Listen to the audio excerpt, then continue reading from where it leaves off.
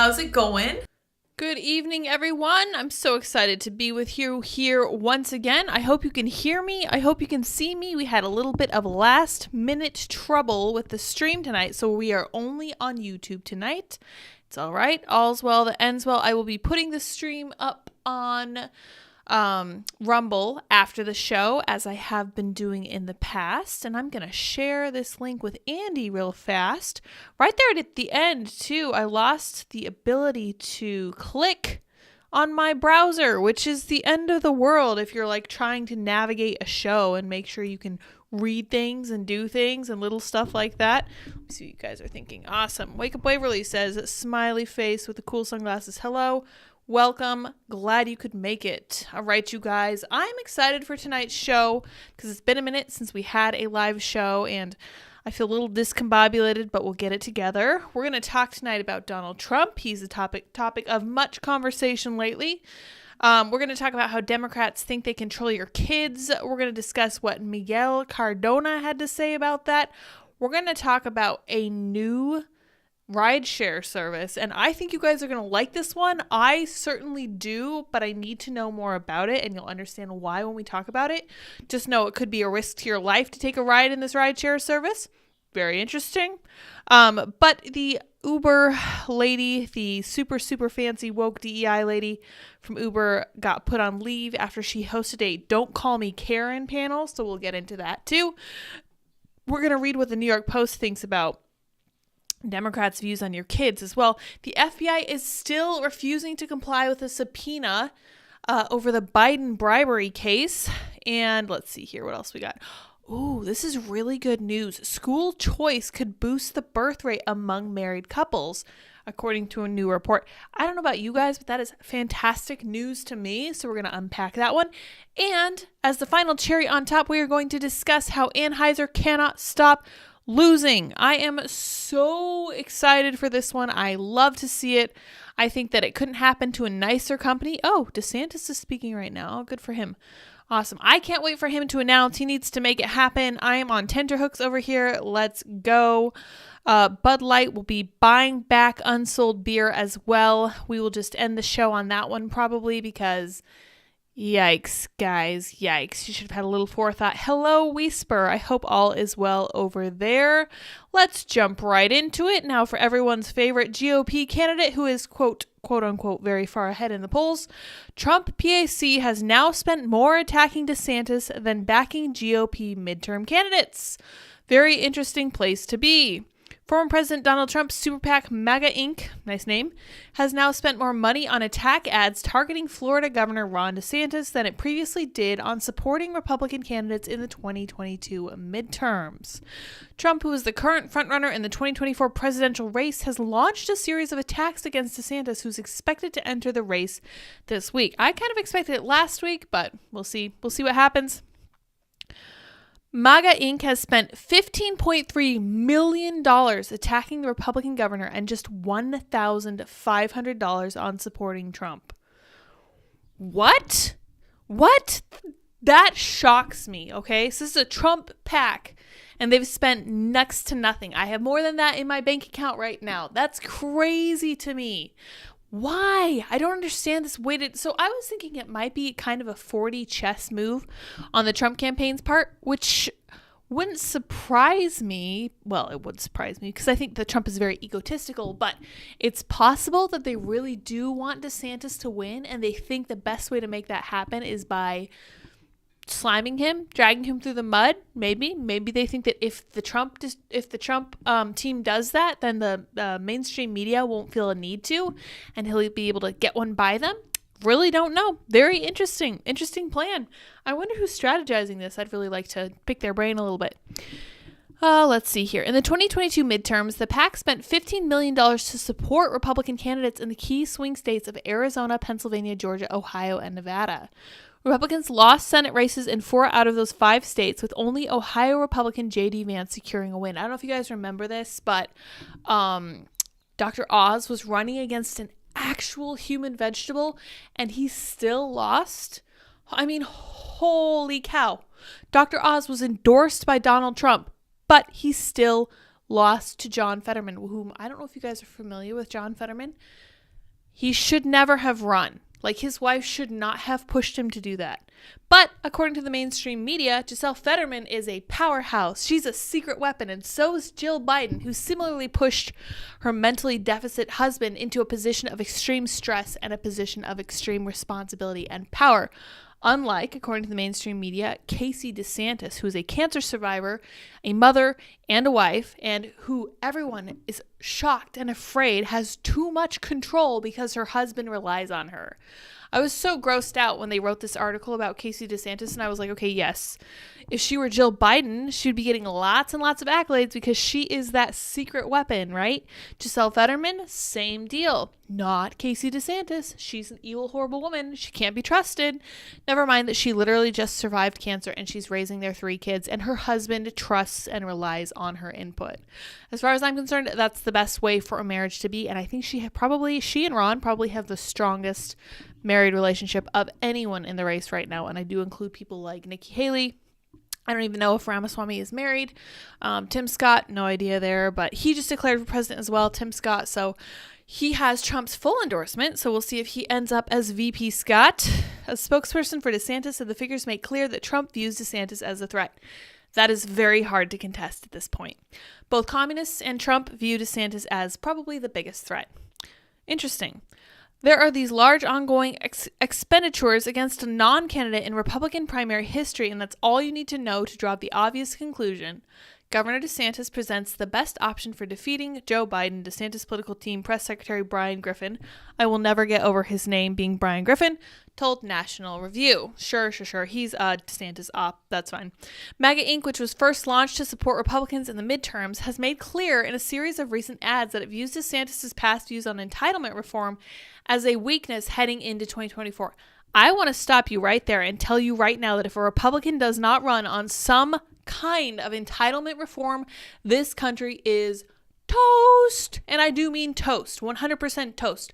We cannot afford to keep the pyramid scheme that is Social Security and Medicare going. We can't do it. Can't be done. You can cook the books as much as you want, but you can't argue with reality. And it's been so frustrating to me for so long that no Republicans will touch entitlement reform. They desperately need to, and it's so weak coming from Trump. This is coming so far from the left that he's attacking DeSantis on entitlement reform. That's crazy to me. Absolutely nuts. You know what else I wanted to talk to you guys about? The NAACP issued a travel warning about Florida.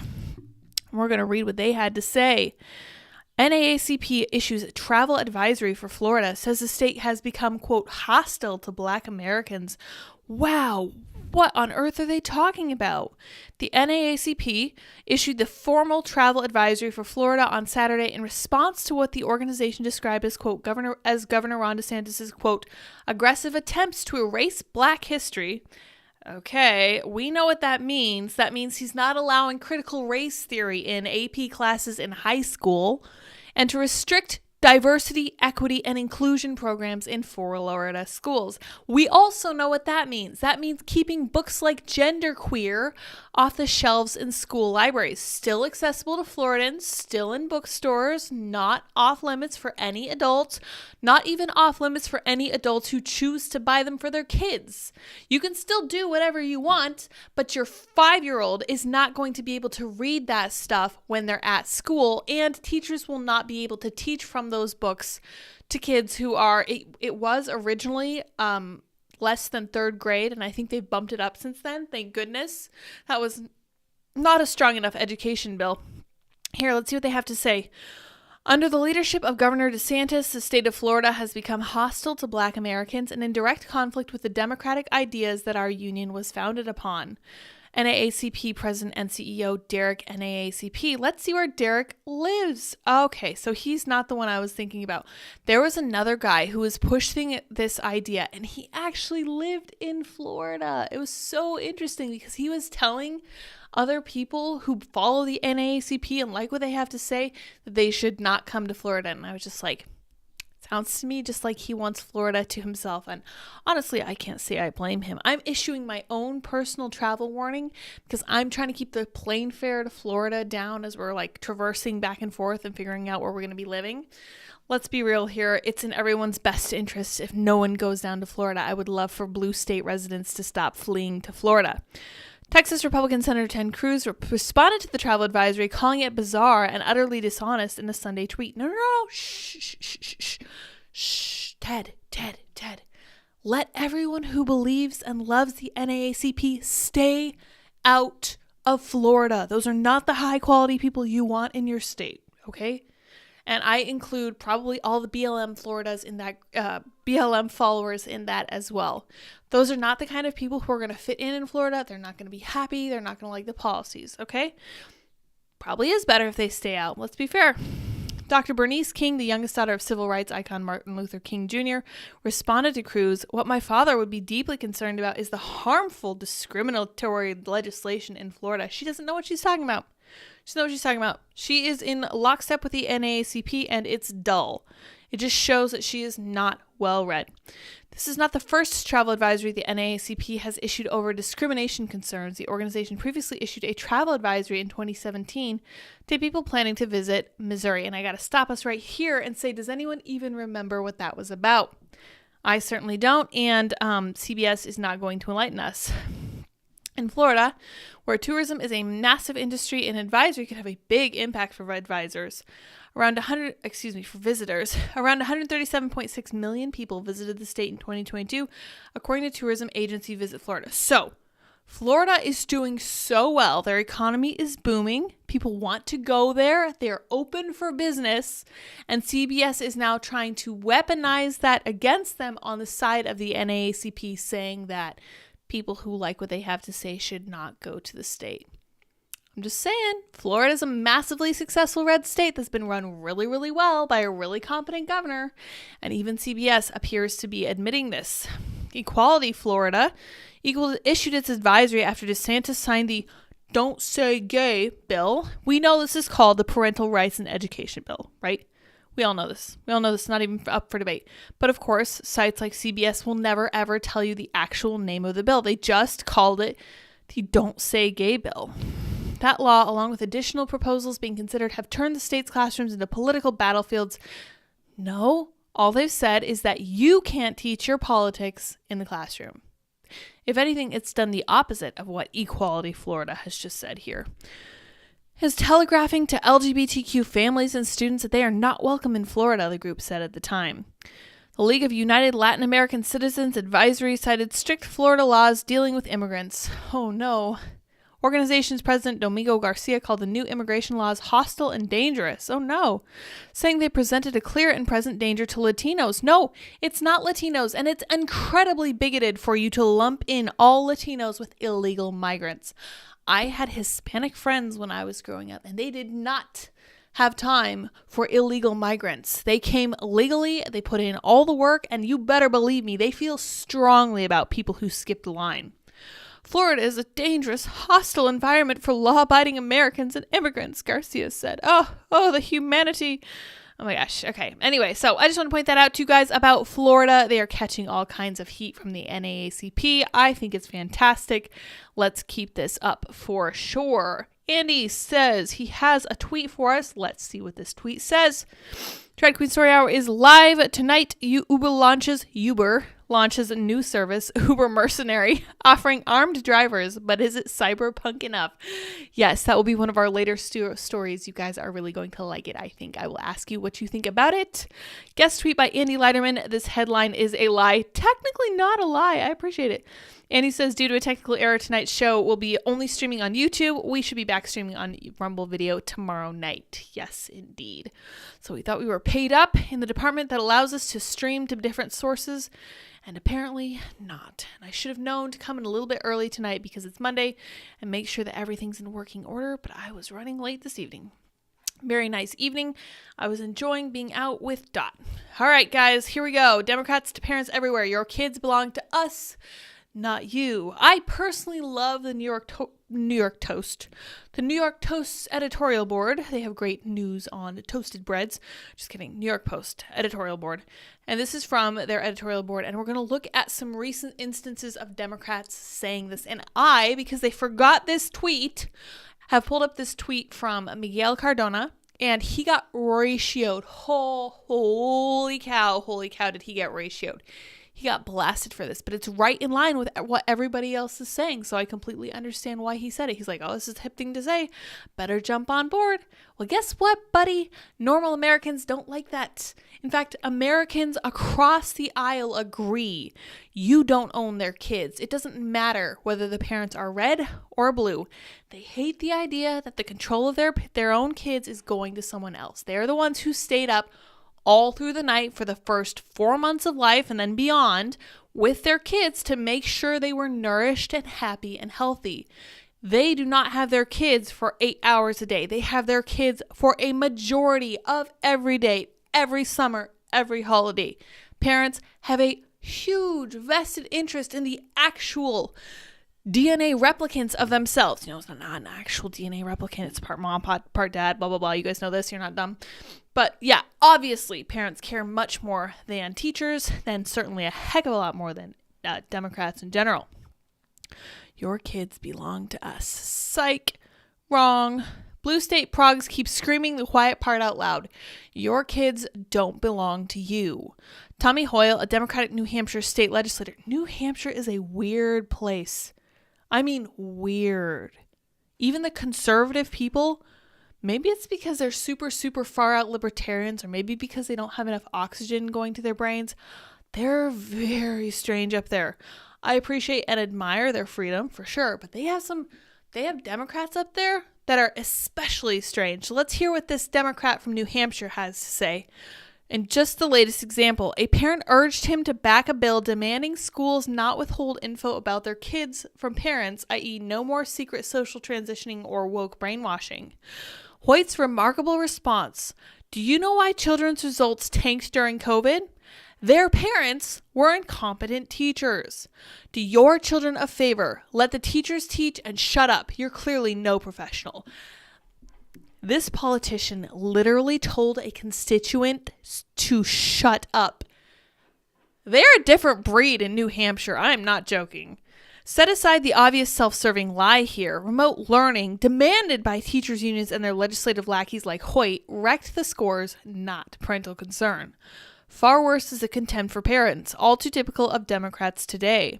It runs from little fish like Hoyt all the way up to the White House and beyond. Our nation's children are all our children, smirked President Joe Biden in late April.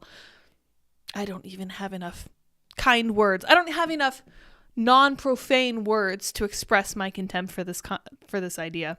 And his attorney general literally ordered the FBI to target parents who dared to speak out at school board meetings, if we'll recall from last week. Democrat superstar Representative AOC likened the recent federal parents' rights bills to fascism. Of course she did. House Minority Leader Hakeem Jeffries bizarrely said supporters want to bring guns into the classroom. What on earth is he talking about? This is the way in which wars start, pronounced kid enemy number one Randy Weingarten about Florida path-breaking bill on the issue passed. So here's the weird New Hampshire dude. A strange bunch up there. In Virginia's 2021 race, Governor Terry McAuliffe smarmed, I don't think parents should be telling schools what they should teach. That crack likely cost him the election, but remains the party line. That's right, and it will cost them again. Looking forward to that. Just last Friday, Education Secretary Miguel Cardona, okay, good, they did include this. I missed it last time. Or whichever trusted flunky handles his Twitter account, tellingly declared teachers know what is best for their kids because they are with them every day.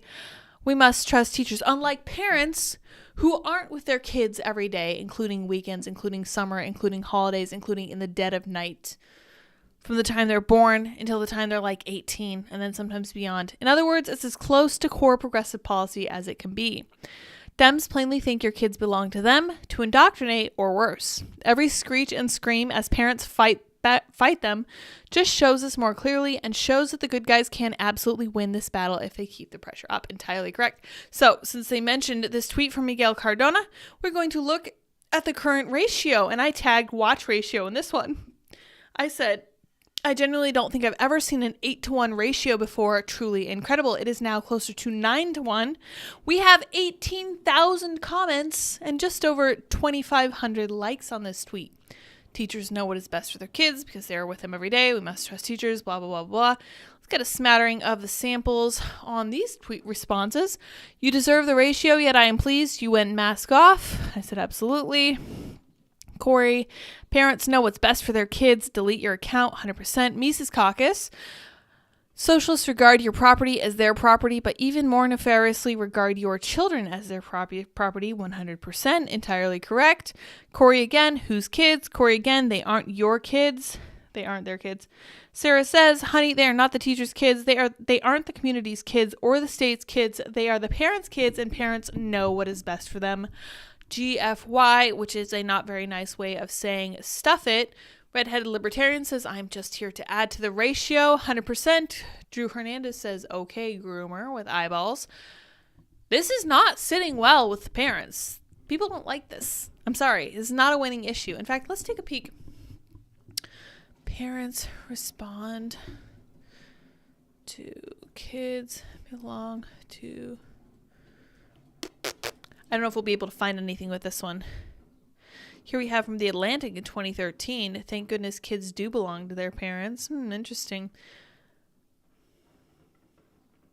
The notion that children belong to the whole community, propounded by Melissa Harris Perry, would be terrible for most of them. Yeah. 10 years later, I really wonder if The Atlantic would say the same thing.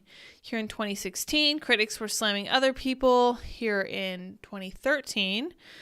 Okay, so MSNBC has really gotten into this about the kids. Fascinating. You guys should do a deep dive, 100%. We won't get into it right now. We will guard our time a little more closely than that because I really can't wait to talk about this. First of all, this Uber executive who hosted this Karen panel. Let's look at this. Uber diversity executive put on leave after hosting Don't Call Me Karen panel. Let's read what the heck happened here. Sounds like a disaster. Uber has placed its chief diversity, equity, and inclusion officer on leave. Oh, such a valuable person. After employees slammed a panel discussion she arranged called Don't Call Me Karen, which was intended to dive into the spectrum of the American white woman's experience. Okay, very strange. The DEI boss, Bo Young Lee, who was hired by Uber in 2018, according to her LinkedIn profile, was reportedly behind an event dubbed Moving Forward, Don't Call Me Karen last month, part of the ride-sharing company's Moving Forward event series that launched in 2020 on the heels of BLM protests, according to the New York Times. According to a leaked screenshot of the invite on Twitter, the April event promised an open and honest conversation about race, with a panel discussion featuring white women at the manager and C-suite level at Uber and Uber Eats. Lee, an Asian woman, moderated the conversation. We will be diving into the spectrum of the American white woman's experience from some of our female colleagues, particularly how they navigate around the Karen persona. Karen is a disparaging term on social media for entitled white women. Some people have been saying, and I will die on this hill, that Karen is not a racialized term. It is. The understanding when you use the word Karen is not a black woman with a short bob. It is a white, middle-aged woman who is fully entitled. You know exactly the kind I'm talking about. I feel like everyone has met some form of this lady, okay? They exist. It's fair. It's fine. They're the kind of person who will call the cops on you for playing your music too loud or whatever. It is racialized. I'm sorry. You would never say that a bossy black lady was a Karen. You just wouldn't. Sorry. For entitled white women who get into disputes with minorities, typically ending up in videos that go viral. Right, that's the other part of this. They are white women and they do get tangled up with minorities, and that's pretty much where they get famous from. The event reportedly upset many of Uber's non-white employees. Okay, so she's trying to be too woke. She went too far, and now all the non-white people are mad at her. Interesting. To give her a platform to address concerns for the Don't Call Me Karen event, Uber scheduled a 1-hour all-hands meeting on May 17th that advertised as a dialogue session. Instead of listening to employees' qualms, she dodged questions about how the company could prevent tone-deaf, offensive, and triggering conversations in the future. Okay, how would this trigger people? Sorry, is hearing someone else's experience really that triggering for lefties? Ugh, boring. The screenshots of Uber's internal Slack channels showed one worker calling the meeting more of a lecture than an all-hands. I felt like I was being scolded for the entirety of the meeting, one worker wrote. Yikes. The following day, on May 18th, Uber's chief people officer, Nikki Krishnamurthy, I'm assuming that's kind of like Nikki Haley because that last name is distinctly Indian, shared in an email that Lee was asked to step back and take a leave of absence while we determine next steps. While it was meant to be a dialogue, it's obvious to those who attended to not feel heard, she added of the May 17th session. A screenshot from a Slack channel with members of the company's Black at Uber employee organization showed workers celebrating her leave of absence. Uber confirmed in the post that Lee was still on her leave of absence as of Monday, although it wasn't clear how long she'll remain on leave before a decision will be made regarding next steps. So, the DEI steps too far. This smacks a little bit of Anheuser-Busch, and we're going to look at what's happening with them at the end. Because they thought they could be super woke and they thought they could score all the points and they thought they could win everybody over, and it ended up backfiring. It ended up not working well for them. So let's see what our options are when it comes to Uber. Uber with guns. Okay. Black Wolf ride-sharing app has armed drivers and it's coming to New York City. What? What is happening? First of all, before I start, what do you guys think about this idea? I actually think it's super interesting. Now, with that being said, this can only take place in a state where all the legal possibilities are covered, right? You need to have the right to self-defense. You need to have the right to defend your own property. You need to have the right to defend others, etc., etc., etc., etc. However, I also think that knowing that a driver is armed is a huge deterrent to crime, especially in cities like DC. I don't know if you guys remember this. I don't think many people will because it wasn't a big story. There were two African-American girls who were out joyriding. They ended up hitting and killing I think it was like a DoorDash driver. And because they were so young, they got like ridiculously slight fines and everything. It was insane. And I had to stop and think, how could we have prevented that? It was in DC, so we already know that you literally don't have the choice to defend yourself, which that kind of thing sometimes makes me question why people would want to live in a blue city like that. I do think that you should be able to engage in dialogue with people of different political backgrounds as you, but when it comes to actual safety, you need to think about the practical side. If you live in a place like Detroit, if you live in a place like St. Louis, some of these really, like Atlanta's supposed to be really bad. You need to think about how you're going to protect yourself and your family. So let's read what this would entail. The surge in violent crime nationwide has inspired a former bodyguard to launch a ride-sharing app that features armed drivers with plans for a Big Apple launch in the next 4 months. Carrie King Brown, a 32-year-old former private investigator who worked for Congresswoman Marjorie Taylor Greene, is the brains behind Black Wolf, a startup that currently has around 15 cars servicing the metro Atlanta area. Interesting that they would be starting this in Atlanta.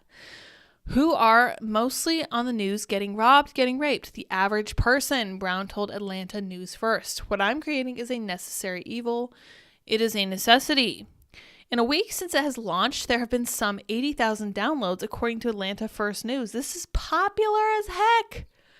Not surprising, especially in a city as dangerous as Atlanta. Every Black Wolf app vehicle comes equipped with GPS tracking and live streaming technology that allows our riders to share with their loved ones, the company says on its Facebook page. The app, which utilizes real-time data to let others know of the riders' locations, charges a premium rate to ride with a driver who is armed. Very interesting. Riders pay a base rate of $50 for an unarmed driver in addition to $175 per mile. A driver who's packing heat would set a rider back $60 as a base rate, following a rate of $175 per mile. That sounds very affordable if you want an armed driver, if you want to really feel safe, if you need to like transport money from one place to another. There are like different services you can use. Like you could probably use like a courier or something like that. But if you wanted to take your money yourself, you should be able to hire somebody like this to make sure you get from point A to point B safely. I think that's a great idea. The ride-sharing app requires drivers to pass a background check and to undergo training on how to handle a firearm as well as de-escalation. Brown, a Long Island native, aspires to bring the service to the Big Apple, but New York City's strict gun laws could complicate those plans. He said he is looking to enter the New York City market with help from a connection, a detective in the NYPD who has his own security company and provides training for drivers. That sounds like a good plan. You sometimes do need to have connections like that. Brown acknowledged the strict gun laws could make it difficult to obtain a permit to carry a firearm. Brown told the Post he got the idea for the app by expounding his original business, which included transportation lines for schools. Very interesting. It expanded as I put a little more time and effort into it, he said. He said the focus was on how can I make this for the everyday person? The company is looking to staff drivers who have experience in either law enforcement, private security, or the military, he told the Post. We want retired officers, he said. We want guys who have been in the military or private sector, so it's not just cops. Great idea. Wow, this is their ad. This is really neat. Ride protected in Atlanta. The ultimate level of security and peace of mind. And they don't specify armed. It just says Black Wolf execs. Very interesting. The app currently has around 15 cars operating in the metro Atlanta area. So these would be in demand, I guess, since there aren't many of them. This looks like it's marketed pretty slickly. I have to check it out. Brown told the Post that the average person who has no background in handling a gun would have to go through detailed training in order to get hired. We have to bring them up to speed on the formality of how we operate, he said. We cannot just hire any and everybody. Good point. Great point. The best point. He said that rising crime in large cities is helping to fuel demand for the app. Does the crime help? Yeah, it does, he said. I'm creating something that solves a problem. People are understanding that this is needed. Brown said that there are plans to expand into other markets, including Los Angeles, Dallas, and Miami. Great ideas. We're doing our homework, he said. Wow, that is really interesting. I didn't realize that he used to work for Marjorie Taylor Greene. That adds an interesting, slightly political dynamic to this, but this is such an interesting idea. So let's see what you guys are thinking over in the chat. I just had an Expedia comment pop up. Oh my goodness, they're going to get you. St. Miles. Okay, Andy says, okay, just comment on the pinned post of this stream and I'll make you a free member so you can join the live chat. No idea what you're talking about, dear. I trust you're up to no good. AP says, it asked me for a credit card info. Oh, no. Scott says, I can't help but like it. Yeah, I'm kind of in the same boat. I like the idea. Now we need to make sure that the people who are driving these cars are held to really, really high standards, right? We don't want anyone to get hurt, obviously, and we really don't want them to like besmirch the concept of being armed, right? So this is something that could definitely happen. So if you have a private driver who is trained in policing, who is maybe like a sketchy cop who got through the rails or who got through the cracks and he skated through the background check because his former department covered up for him or something, you don't want anything bad like that to happen. And I really appreciate that the owner is saying we don't just want former cops. We want former military guys and we want former private security officers too. I think that's probably a really good idea. All right, you guys. Hello, Andy. Congrats on Mini-Me, says AC Yor. Thank you very much. Appreciate that. Dave says, hi, awesome. You're doing this. I am glad to be doing this. Happy to be talking to you peeps. And Isle Snipe says, howdy from Tucson. Howdy, howdy. Whisper says, I would agree. We're supposed to be heading to Florida in a few weeks. Have fun, for sure. Oh my, where is the Rumble stream? The Rumble stream is not there tonight. Our streaming software failed us. Boo. Salty Larry says, if they own our kids, they own us too, like slavery. That's right. That's why I take severe issue with Donald Trump saying things like, Mike Pence said this too. And people on the right were calling him a rhino for saying it. But then I was like, Trump said this as well, right? Pence and Trump both said that they think that Florida should back off Disney. No. If they have your kids, they have you. If they have your kids, they have the society because they are not reproducing. They're getting abortions and they're sterilizing themselves. They need your kids. Disney is one of the ways they get your kids. It shocks me that Trump hasn't figured that out. Really, really disturbing. And he's moving away from a pro-life position and moving in favor of Disney. I can't support it. I'm sorry. Andy says, join Lids on Locals now, and gives a link. Awesome. Andy says, anyone who joins Lids Locals during the stream and hops into live chat in there gets a free membership for all the content to the spaces. We are doing that. Up to 36 people, I believe, is the plan. Let's see. Wait, does it need a credit card to join the live chat? Interesting. Psycho Clown says, sorry, I was late. Sounds like you guys are troubleshooting Locals over there. Yep, Andy is blaming Restream. Screwed us tonight. 100% their fault. That's right. Whisper says, I will do my best. All day sickness will probably still have its way. You can only do what you can do. That's for sure. And I'm sorry that you're sick today. That really does suck. All right, you guys, let's see what we're going to talk about next. I think I want to touch on, I thought this one was really good. Okay, let's cover this one. So, speaking of kids being your kids and not Disney's and not the schools, school choice could boost the birth rate among married couples, according to a new report. School choice, remote work, and overtime flexibility are 3 policy initiatives, and a new report says could help boost the birth rate among married couples. Right. These are 3 big, important issues for people looking at having kids. Andy and I have already talked about where our kids are going to go to school. We've already talked about how nice it is to be able to work from home, especially when it comes to parenting. And the flexible overtime is also something great that gives you the opportunity to earn a little extra money if one of your kids needs to do something above and beyond. The report, entitled Education Freedom and Work Opportunities as Catalysts for Increasing the Birth Rate Among Married Couples, was released Monday by the Heritage Foundation, a conservative think tank, and presents the case that school choice programs are, as well as flexible overtime policies and remote work opportunities, would reduce the opportunity costs associated with raising children. The report was written by Heritage experts Lindsay Burke and Rachel Gressler and the University of Virginia sociology professor and American Enterprise Institute fellow Brad Wilcox, creating the conditions for family flourishing, including conditions that support increasing the married birth rate, require new approaches to early childhood education and care, advancing advanced education and workforce policies. Couples will be more likely to have the number of kids they desire if they can be confident that they will have good and affordable education options for those children, the document reads. 100%. The report notes that the national birth rate and the national marriage rate have declined nationwide amid an increase in, quote, women's educational attainment, and that income for women has increased steadily over the past decade, suggesting the source of the decline is not necessarily linked to financial stability, but rather opportunity costs, that is, the possibilities foregone to raise children. The report concludes that school choice, remote work, paid family leave, and flexible overtime work policies will also incentivize families concerned about the cost of raising a child to have children. School choice assists the overcoming of these costs, the authors note, by providing families with the means to provide their children with a private school education through their own taxpayer funds, which they already provide to the public school systems, which may be teaching concepts that do not align with the family values. Right.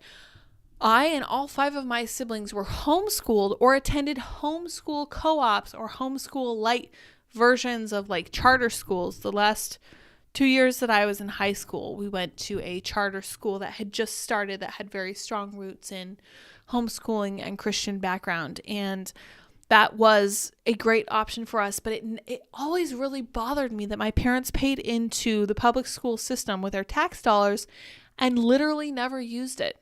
Never. There was never a need for them to pay into that system because none of their kids ever took anything out of it. But my parents didn't have a choice. And I think they just jointly decided to not even worry about it. Not a big deal to them. They just moved along with the knowledge that they were just going to lose that money. That's crazy to me. My dad was the only earner in our household until my mom got into the real estate game.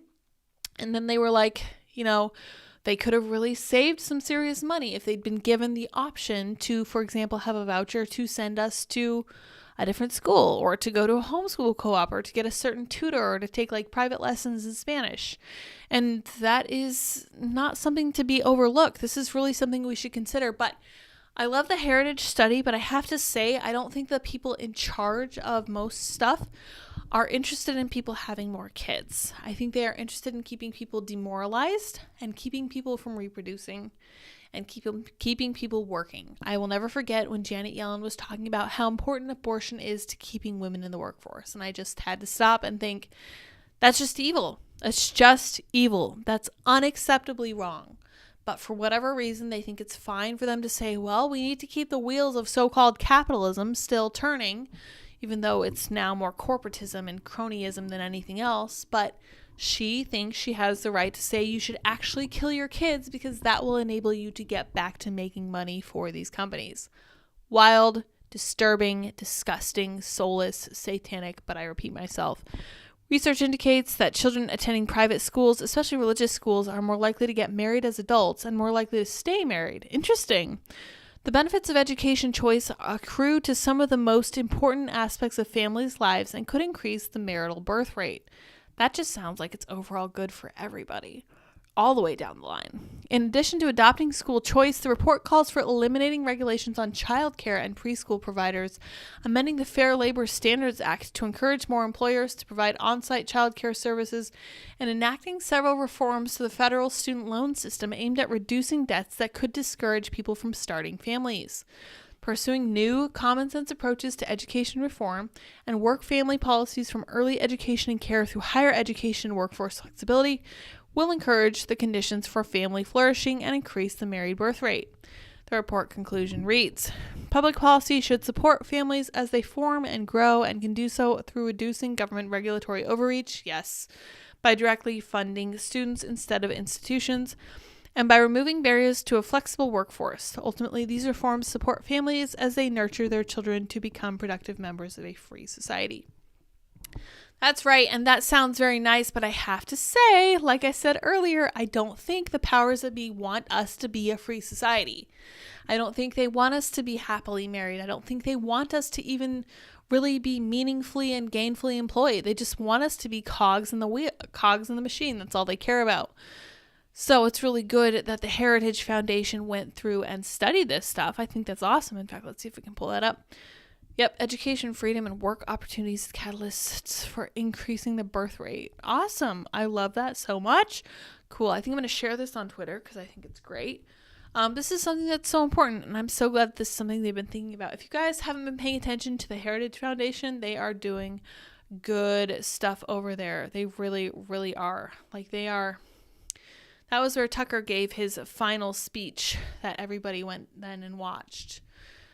They are very serious about the mission of conservatism, and I would love to one day support them in some of the stuff they're working on if I can. Very cool stuff. Andy says, SourPatchLyds, what are you talking about? Yeah, so that's over on Locals. That is me at SourPatchLyds. Whisper says our school choice in Arizona is pretty awesome. Yeah, Arizona is supposed to be really, really good at school choice. Sandy says, how do I at you if you have an at in your name? Join the Locals, babe. Okay, let me look over at the Locals. Let's see if we can get logged in over there. I'll go over to here where we were earlier. Locals.com. You guys can watch me do this. Hopefully we are logged in. Nope, I'm not. Dang it. Can I sign in with Google? That would be great. All right. Don't send me too many emails, guys. Oh my gosh. Okay, Andy, it's not letting me log in. It's fine. No, I'm not going to type my password live on screen. Thank you, though. Good call. All right. Hey, cool. There's a live chat over here. That's amazing. I do want to join the chat. Let's see if it makes me enter my credit card number. Ooh, I want to join this chat only. Let's see here. They do want your credit card number. Look at this. They do want your credit card number. That's crazy. I wonder if I can turn that off because that's not cool. Here's Andy. Just switch this. Switch what? So you're not doing it? Oh. Don't do that. Oh my gosh. No, I wanted to see. Okay, what are you doing? What do you mean? Andy's pushing a bunch of buttons over here. I thought I would be logged in already, and I'm not. Well, you can't be logging in with your... Sure, why not? That's fine. Andy cares about security and stuff. I don't think that's very important. Whatever. Yeah, it's not letting me log in. Is in 1Pass? Mm-hmm. Nice. If you guys don't use a password manager, you should. That should let me do that. It does look like there's a live chat over there. That's amazing. That's awesome. So I'll have to open that when I open my live stream. Yay. Okay. Okay, now you're in the real chat. Oh, cool. Everybody get off the stupid chat. The stupid chat? What's the stupid chat? YouTube? No, it's great. I love it. The Google censor chat. Oh, yeah, that's right. Very cool. Oh, Dot's here. Hello, Dot. Wonderful. She's going to knock my... You know what? Hold on. I got to show to everybody. Oh, here's Dot. Here's Dot. Here's Dot. She matches Mom tonight. Oh, my God. No. Take her away. Take her away. I'm banishing her. She can't control her liquor, so she's all over the place. So everybody that joins Locals tonight, I'm going to make a free member so you'll be able to access all... Awesome. Exclusive. Awesome. Yeah, everybody who goes over and joins Locals right now will be a free lifetime member. Is that right? Yeah. Cool Yeah, beans. you'll never have to Awesome. pay You will never have to for pay content on for there. bonus content, and we're going to get into it. I think I'm going to do a breakdown of the gender affirming care the leftists keep talking about, because I've posted some images of it and it is disgusting. Andy asked if he could block me. I told him no. It's very disturbing stuff, and I completely understand wanting to block me, but it is something that really needs to be discussed for sure. But awesome. Thank you guys for joining over on Locals 2. Type your password live on screen. I will. She is. Dot is adorable. It saves her from a lot of scolding. Unfortunately, we are teaching her to like do the little circle thing. It's called circus. Take a treat and you hold it over her head and you say circus, circus, and she jumps around in a little circle. It's adorable. All right, you guys, thanks so much for joining. Can't control her liquor. Indeed, she cannot. She would not be good at drinking for sure. Locals is a very cool platform. I'm going to make it work like Scott Adams does. We will see how long it takes me to get there. It's going to be a lot of fun, though, and I'm really looking forward to putting some additional content over there. We'd really like to do our book club. We would really like to do some man on the street stuff. I cannot wait till we get down to Florida and I feel a little more comfortable doing that. Because right now I feel like everybody will dislike me if they know what I believe. Although in the past we had that lady who was willing to return my wallet. Mind it all. Whisper, hey Lids, hello. Eric Wright says, upset about something you said earlier and thought for a long time about how I wanted to say this. Ramaswamy isn't just married with 2 young children. His wife has come up to speak with him at events. Very good. Happy to hear it. Very happy to hear it. In fact, I think that every single conservative candidate should be married and possibly have children if at all possible. Adrian Curry is in our Locals. Welcome, Adrian. We love Adrian. We will get Adrian on the show at some point in the future, one way or the other. So glad that she's here. But yes, the Locals chat is super awesome. Absolutely. Check it out. Here it is. All right, Andy says, free account for you. Woo, awesome. The video cut out when I clicked on live chat. I'm JIGAWM on YouTube. Awesome. Thank you all. Welcome. The chat looks very much like it looks on YouTube. And you can tip and do whatever else you choose to do. It's like a super chat, something like that.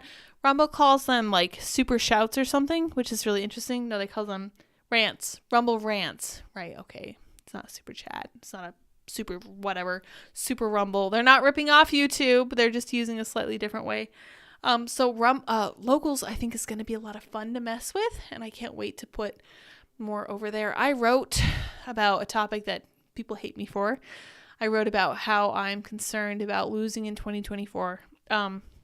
And I actually looked back at my Instagram because I felt like a little bit of a loser for predicting a few races in the midterms that ultimately ended up not going the way I thought they would.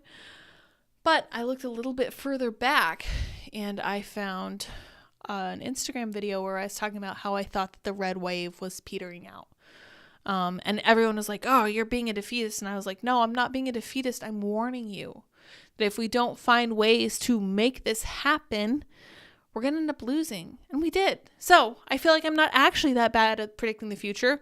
But that also makes me feel really uncomfortable going into 2024, knowing that we might potentially be picking the candidate the mainstream media wants us to choose, the one who had the CNN town hall that got CNN all those views and likes and clicks, the one they keep pushing, the one that they keep writing articles about how Joe Biden is seeking Donald Trump. They're the one, he's the one they want to run, right? That should be a huge red flag. Like, why do they want that? That's really interesting. What do they think is going to happen there? What do they know that we don't know? Probably nothing. They're a bunch of adults over there for the most part. But we also know that they are very sneaky devils, right? This is not something that we can easily discount. Let's see. I have a notification. It says St. Miles is now following you. Woohoo! Adrian Curry. Yay. I'm so excited, everybody. Thank you so much for joining me over on locals.com. SourPatchLyds.locals.com. You should be able to go right in, I think, and find the live chat. Okay, let's see if we can find it. All right, so here's what we're looking at. So Andy has posted a link to Trad Queen Story Hour, which is streaming only on YouTube tonight. And he says, leave a comment below to claim your free account and then join the live chat. That's right. Offer only available during the stream. So we have 4 likes. Thank you guys so much for liking. Let's open the chat. This is very straightforward. I really like it. Very cool. I love it. This is really simple. I actually thought that locals would be a lot more confusing than it is. because when I first looked at it, it was kind of intimidating and you have to set up your own communities and all this other stuff.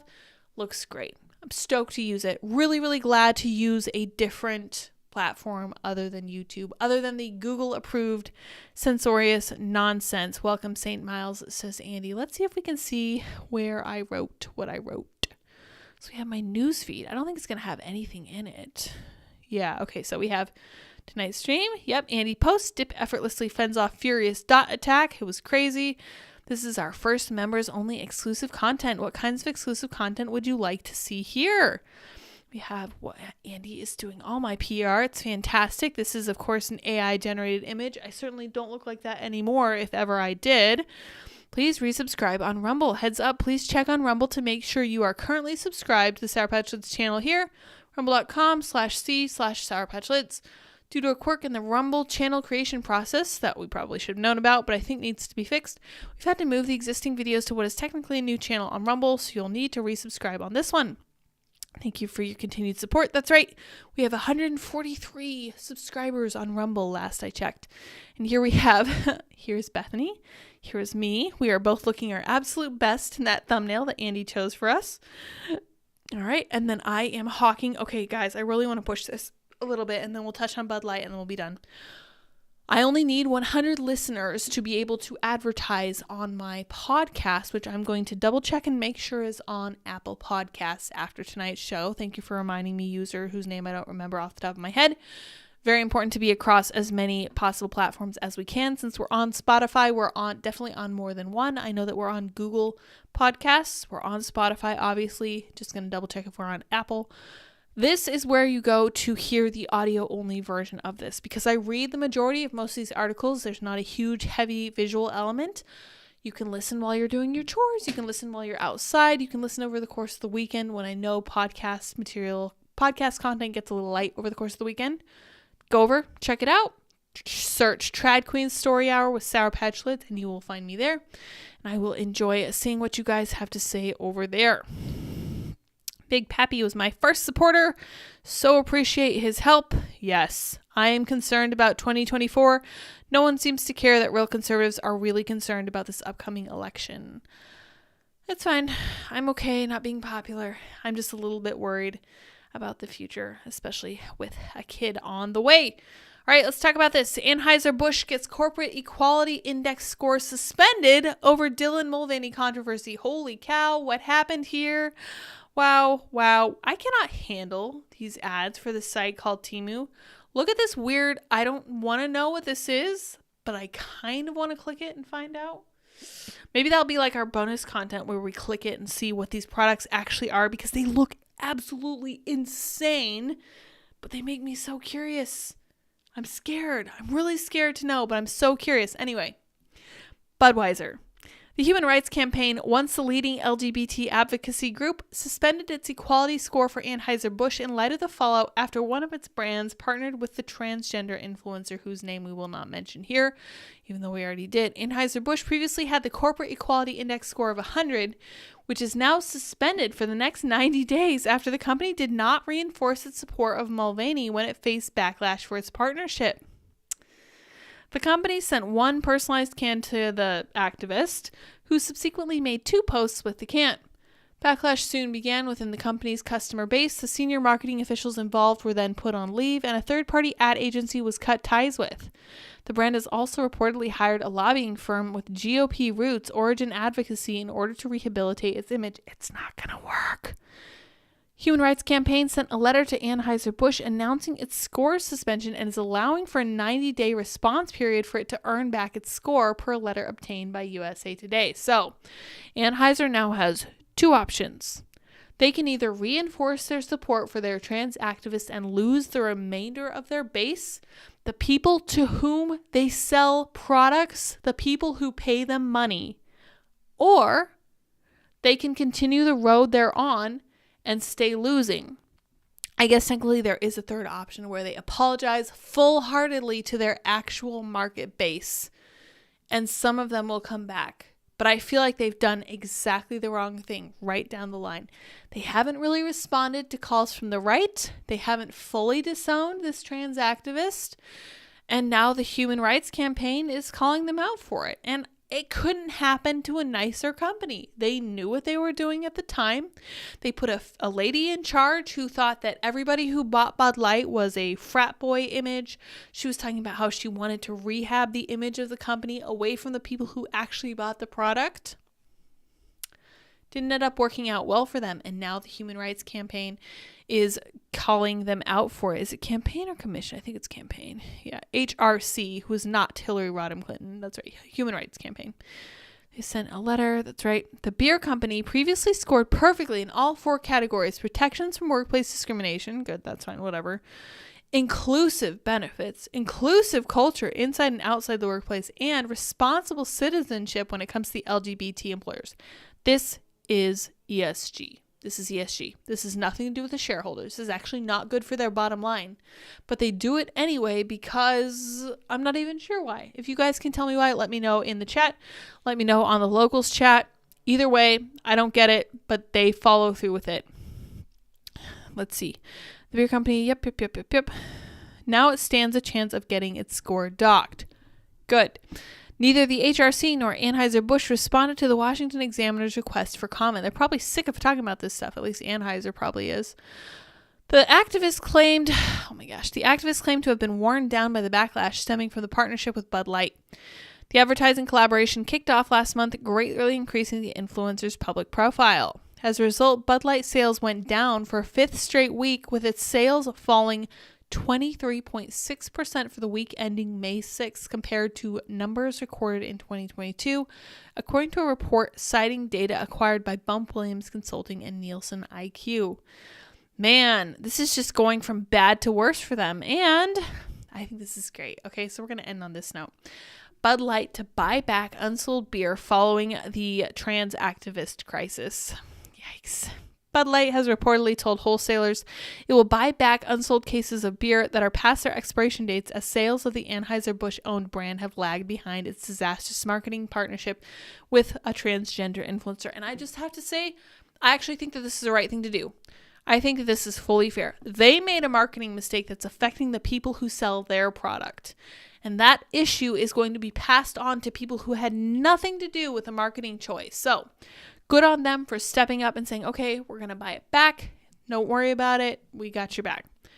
I think that's positive. Good for them. Anheuser-Busch is looking to make amends with alienated consumers who were put off by the social media posts touting Bud Light, according to Wall Street Journal.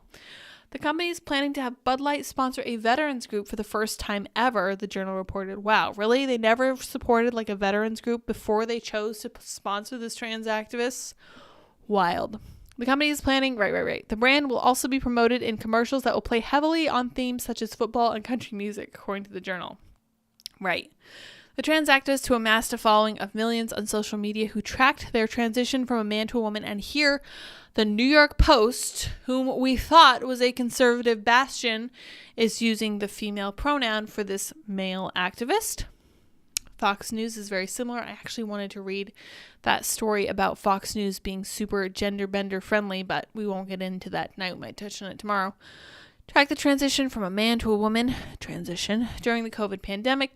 Posted a video on their Instagram account where they have nearly 2 million followers promoting a Bud Light contest.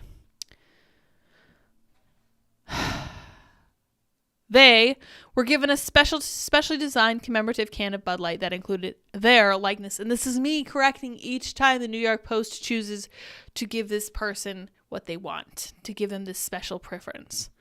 The post sparked outrage as well as calls for boycott of the brand, which appeared to have resulted in depressed sales. The controversy and Anheuser-Busch's handling of the backlash appear to have alienated a wide swath of its consumer base. That's right. That's where they find themselves now, stuck between the ESG people and their actual consumer base. It's going to be really interesting to see what they do here. I'm willing to bet that they make entirely the wrong decision. We'll see.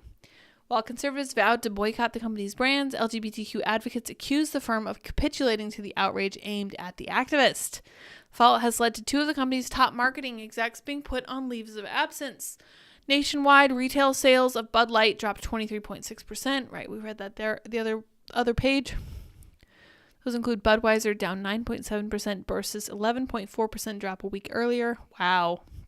Michelob dropped Natty Light dropped. Jeez. Meanwhile, rival beer brands competing across Bud Light, the number one beer in the U.S., generating revenue of $4.8 billion last year, are grabbing market share at a faster clip. Sales of PBR were about up 21.6% in the week of May 6th, slightly up from the 18.9% spike of the previous week. They're literally just stepping in and taking over for Bud Light because it's so easy to order another kind of beer. Oh, do you have PBR? I don't really want Bud Light. Let me get some PBR. Let me get some Blue Moon. These are beers that I would prefer infinitely. Blue Moon. Anything else? Literally anything but Bud Light. And I do include like horse urine in this. Bud Light is terrible. I'm not even able to boycott because, first of all, you guys know I'm not drinking right now, but also because they're terrible and I've never drunk them. Miller High Life gained 10.4% in sales. In sales compared to an 8.3% bump over the same time period the previous week, according to the Bump Williams and Nielsen IQ data. Wild. I'm so glad this is happening to this super woke company, and I really hope that other companies are learning from this. That'd be great. Guys, we have a bunch of new followers on Locals. Thank you so much for joining us over here. I so appreciate it. I'm honestly really looking forward to the fun stuff we're going to do behind paywalls. We're going to be able to talk as freely as we want. It's going to be awesome. Going to have a great time. All right, let's see what we got. Yes, Eric says, beware the invincible moose. Oh no, invincible moose next 5 miles. I like this about this Locals chat. You can send images. That's so fun, and I appreciate it. Don't send us anything uncomfortable.